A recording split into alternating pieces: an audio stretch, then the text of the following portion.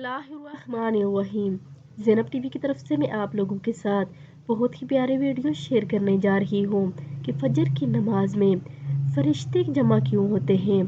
آپ صلی اللہ علیہ وآلہ وسلم نے ارشاد فرمایا کہ جماعت سے نماز اکیلے پڑھنے سے 25 درجہ زیادہ بہتر ہے، اور رات دن کے فرشتے فجر کی نماز میں جمع ہوتے ہیں۔ پھر ابو ہریرہ رضی اللہ تعالی عنہ نے فرمایا کہ اگر تم پڑھنا چاہو تو یہ آیت پڑھو، ان الفجر کان مشہودا، یعنی فجر میں قرآن پاک کی تلاوت پر فرشتے حاضر ہوتے ہیں۔